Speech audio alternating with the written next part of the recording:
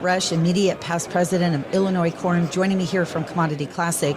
You're listening to the Hometown Illinois Radio Network. I'm Lori Boyer. Be listening for more reports from the Commodity Classic in Houston, Texas, with farm broadcaster Lori Boyer on this Hometown Illinois Radio Network station, brought to you by the Illinois Corn Marketing Board. For a free podcast of our reports, go to hometownillinoisradio.com. The WHOW Commodity Classic Report is brought to you by our title sponsor, RWE, Clean Energy, Country Financial Agent, Keith Wade, and Macon County Farm Bureau.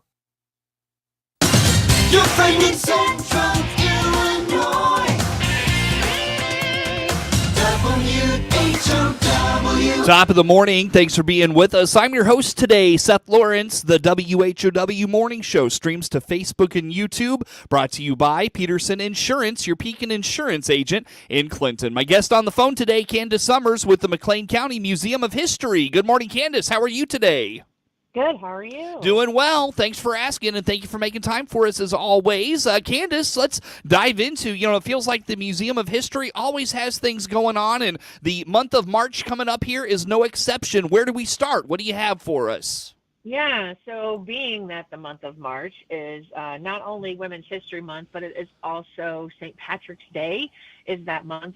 Our next Lunch and Learn on March 14th will be about Irish immigration in McLean County, called The Greening of the Prairie. And it's with our Executive Director Emeritus, Greg Coos, who has spent a good portion of his life doing research on Irish immigration into McLean County, partially because his family is of Irish descent. Interesting stuff. So, again, the when and where on that one, Candace?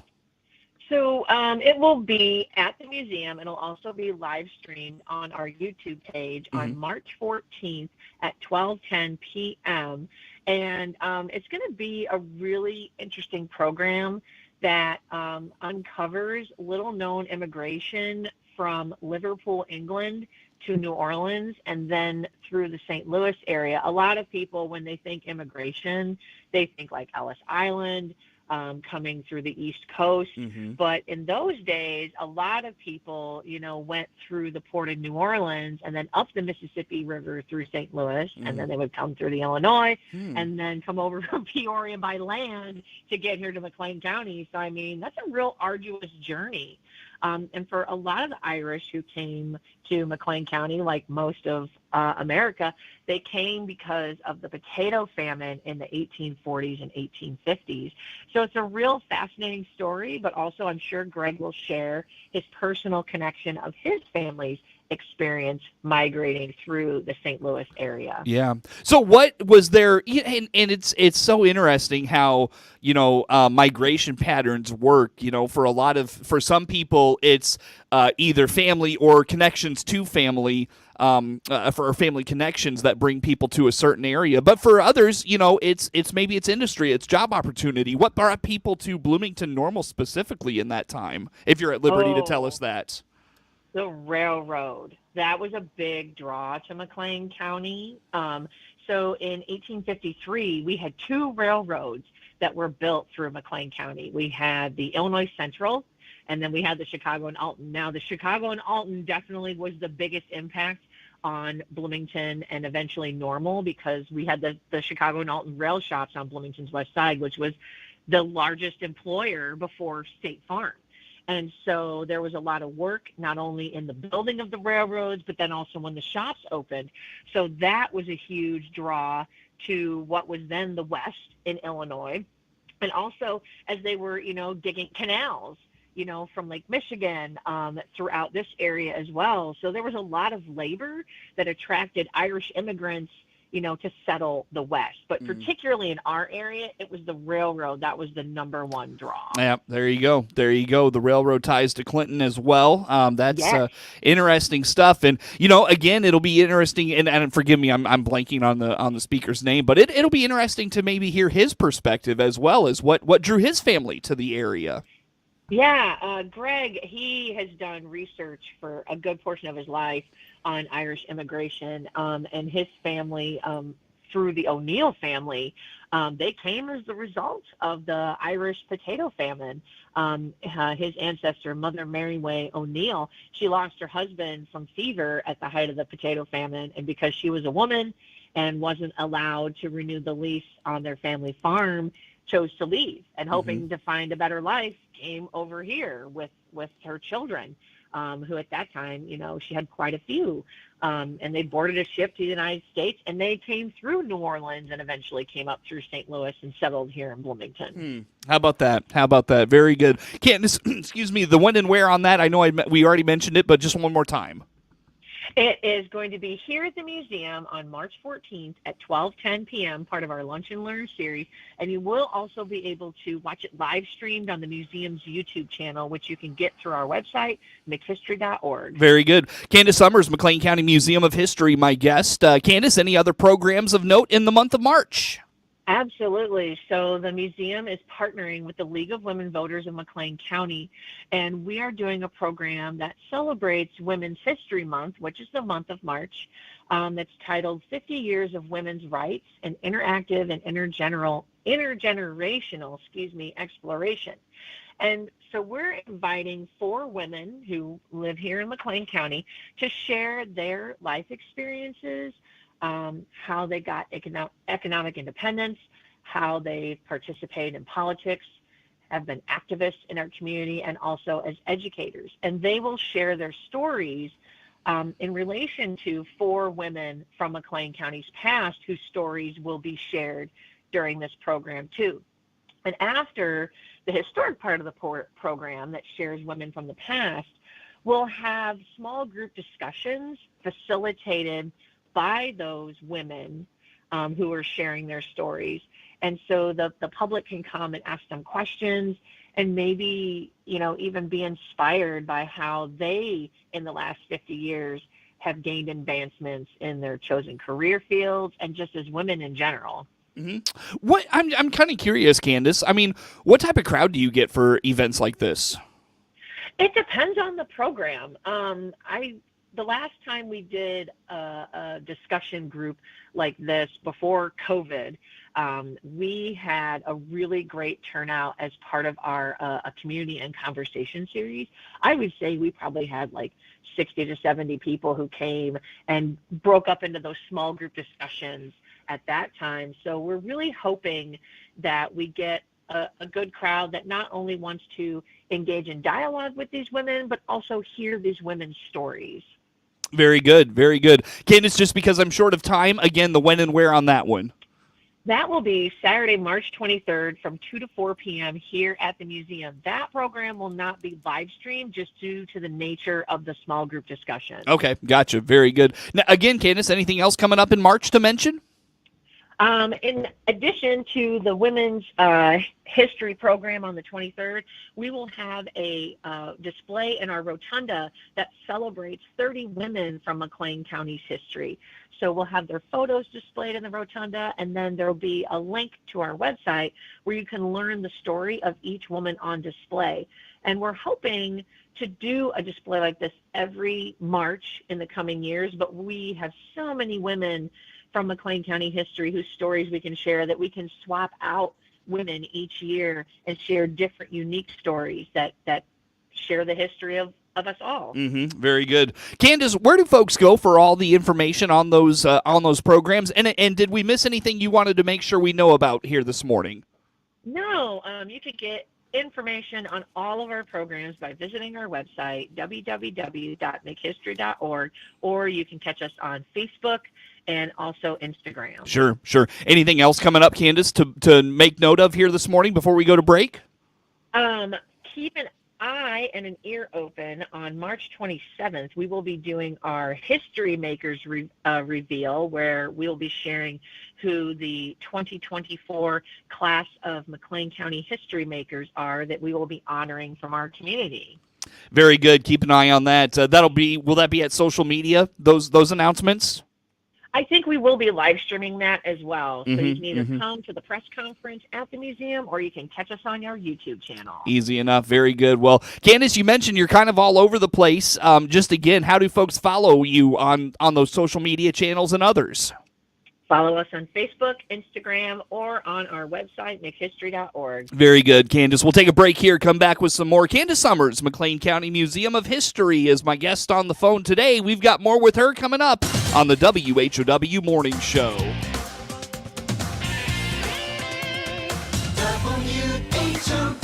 WHOW. Your Farm Bureau membership. Let's check the markets now on the RFD Radio Network. I'm Jim Taylor. Corn slightly lower, beans lower, and wheat trading steady at this hour. March corn down 3/4, 412.5. May corn down 1.5, 427. December new crop 461.5, down 1 3/4. March beans 11.25 3/4, down 8 1/4. May beans down 6.5, 11.38 3/4. November new crop 11.31.5, down 3.5. March Chicago wheat 573, up 2. July wheat down 1.5, 577. March bean meal 333.10. That's up $1.80. March bean oil 44.25, down 41 cents. Livestock market at this hour. March feeders 248.37, down $1.22. February live cattle 183.87, down 77 cents. April lean hogs 86.30, up 30 cents. Energy market, April crude oil down 3 cents, 78.51. Jim Taylor on the RFD. The WHOW Morning Show is now video streamed live on the WHOW WEZC DeWittDailyNews.com Facebook page and on the new WHOW TV YouTube channel. Watch Morning Show host Seth Lawrence interview guests live, as well as watch archived video podcasts of any interview you missed. Whether on Facebook or YouTube, we're providing 2 more ways that Central Illinois' local news station, WHOW, delivers compelling content for you. Allergy season is here, and our Warner Hospital and Health Services walk-in clinic inside our family medicine is here to help. No appointment, no problem. Find out more by clicking our icon at DeWittDailyNews.com. For the latest in Central Illinois agricultural news, visit IllinoisFarmRadio.com. Get updated information on markets, weather, ag news, local interviews with NAFB farm broadcaster Jared White, and much, much more. All at IllinoisFarmRadio.com.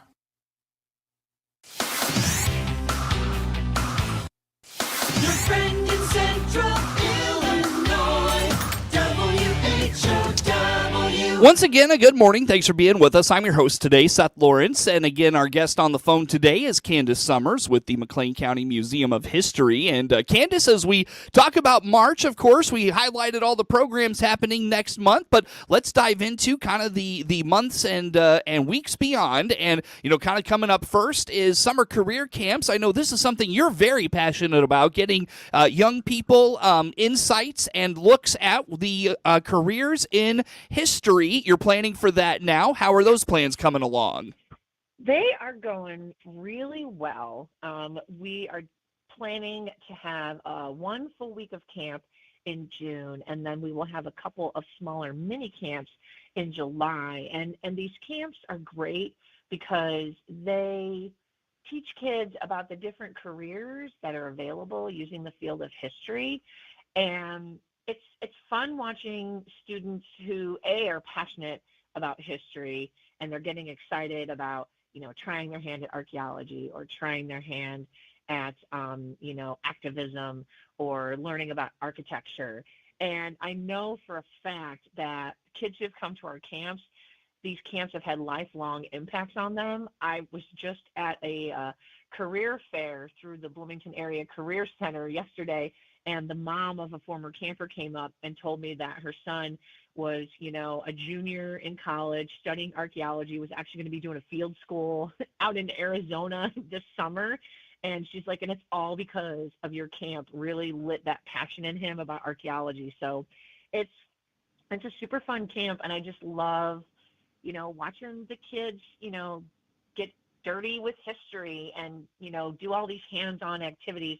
And so we're real excited to be, you know, still offering this camp. You know, over 20 years now we've been hosting this camp. No doubt. And when you talk about the opportunities, Candace, is the rubric for the camp largely the same year to year, or do you try to find different opportunities, new opportunities for some of the kids? How about that? It typically focuses on the same kind of career strands where we have a day of archaeology. We have a day of investigating the law and politics or art and architecture, things like that. And behind the scenes museum studies. Some of the activities change, or maybe some of the places that we go during some of the years of camp. But the format's the same. And I can tell you, I've had kids that have come every year they're eligible, because kids entering grades 5, 6, and 7, and I've had kids, come every year. And even though they're doing the same activities, it's not boring for them. They're so excited to be able to have the opportunity to come and do something that they're passionate about and they want to learn more about. Mm-hmm. Is there a spot in camp or an aspect of camp that's the most popular year after year, where maybe a visit or a part of the program? I have to say probably the two that I hear kids talk about the most is, one, Archaeology Day. They love finding artifacts and learning about, what an archaeologist does. Now, the artifacts they find are put in the ground by us. They're not finding real things, left behind. We leave that to the pros. But they're definitely finding things from the time period that we're studying, which is usually, in the late 19th century, because we do the excavating over at the David Davis Mansion. And so we try to use things that may have been used by the Davis family or people who worked at the mansion. And then the Museum Studies Day is also been really popular, because we take the kids behind the scenes here at the museum. They get to go through collection storage areas. They get to see how a museum works, and then they get to create their own pop-up museum later in the day. So I don't think there's a day that kids really don't like, because our Director of Youth and Family Education has really made these days even more fun than they were before, and added new activities that are more interactive and more engaging and engage the kids with more parts of our community. So I just think they have a fun time the entire time of camp. Easy enough. When will registration open for that this year, Candace? Registration will open in May, and as I mentioned, we will have one whole full week of camp in June, and then we're doing a couple of mini camps in July, which will be 2 half-day, 2-day a week camps, one studying archaeology and one studying museum studies. And we're trying the mini camps because we know not everybody's schedule will allow a student to do, full day, full week camps. So we thought, how about breaking these up, kind of chunking them out into these smaller camps to see if it might, be a way to make it easier for people to sign up and attend the camps.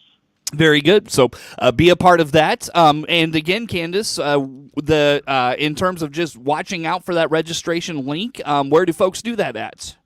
Yeah, we will have that on our website, makehistory.org, and we will always announce it on our Facebook page when registration goes live. Very good. Candace Summers, McLean County Museum of History, our guest on the phone. And I know it's a ways out yet still here, Candace, but celebrating 30 years of the Cemetery Walk. I know you've got some big plans. Just a few minutes on that, if you don't mind. Yeah, so this is the big 3-0 for the Cemetery Walk. All the way back in 1995, we started this event, and it is still going strong. And we're going to be doing some big things to celebrate the 30th anniversary, one of which we've done before, but I always find it very impactful, is we mark the graves of every single person we featured on those 30 years of the Cemetery Walk with a little flag. And that way people, when they're there for the walk, or if they stay after their walk tour, they can go around the cemetery and see all the people that we featured and visit their graves. And then we're also bringing back some fan favorites from past cemetery walks, 2 of whom were basically crowdsourced and voted on by fans of the Cemetery Walk. Angie Milner, who was the beloved librarian at Illinois State University for over 30 years, and Captain Julius Witherspoon, who was a black man in Bloomington who fought and served in the Spanish-American War. And I'm not going to tell you all of them because we'll talk about this more, but the 2 fan favorites we will be bringing back because of people voting in our community for who they wanted to see. Very good. Very good, Candace. Well, about a minute here with you. Did I miss anything today you want to put out there for us? I just encourage people to follow our social media and check out our website because we're always working on events. We always have new things going on, and we post regularly and share information about those upcoming programs and opportunities that you can support the museum too. Very good. Well, Candace, we always appreciate you making time for us. And one more time, the way folks get information on the McLean County Museum of History, your website. You mentioned you're on YouTube. How do they find all those links? You can find all those links on our website, mchistory.org, or by visiting our Facebook page or Instagram. Easy enough. Candace, like I said, always good to have you on the program. Candace Summers, McLean County Museum of History, is my guest on the phone today. The morning show streams to Facebook and YouTube. It's brought to you by Peterson Insurance, your Pekin Insurance agent in Clinton. Network news on the way. WHOW. The Big 1520 WHOW Clinton, 92.3 FM W222 BG Clinton, 106.5 FM W293 DJ Normal Bloomington. News this hour from townhall.com.